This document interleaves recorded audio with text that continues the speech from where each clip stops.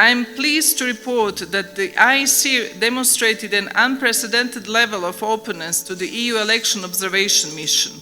Based on our findings, the IEC conducted the elections efficiently and in line with legal deadlines, with an inclusive and well-managed process for voter and candidate registration.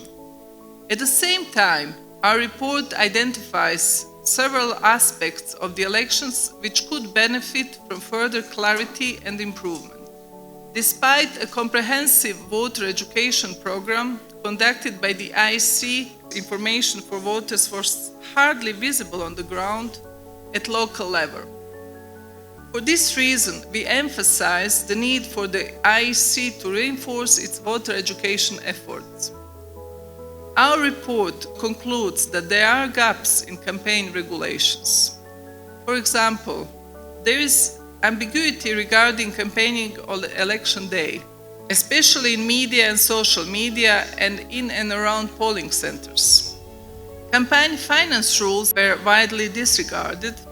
Candidates' personal expenses are not subject to regulation, and spending caps apply uniformly to lists but not to individual candidates, thus creating an uneven playing field. Enforcement mechanism could be strengthened accordingly. Our observers reported a certain level of self-censorship on the political discourse during the election campaigns. For example, the cybercrime law, amended in 2023, introduced harsh penalties for vaguely defined offenses such as spreading fake news and provoking strife. For this reason, we consider it a priority to amend the cybercrime law to align with international human rights standards and obligations through consultations with key stakeholders, including civil society and media professionals. We therefore also make a priority recommendation to decriminalize defamation in the Penal Code, to press and publication law and the cybercrime law to ensure due exercise of the freedom of expression in line with international standards. The political participation of persons with disabilities is impacted by infrastructural and social issues. A further priority recommendations suggests to improve access and opportunity to vote for persons with disability by ensuring independent access to polling stations and establish legal provisions for reasonable accommodation in cases where access is insufficient. Positively, the IEC conducted an inclusive accreditation process.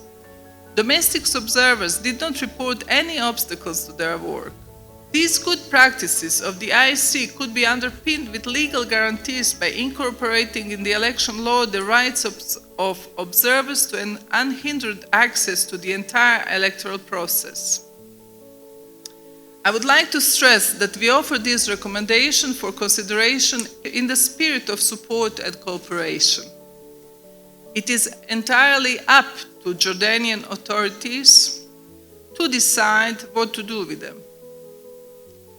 Still, we present this final report with a strong hope that our findings and our recommendations can contribute to enhanced transparency and inclusion in the election process in the future.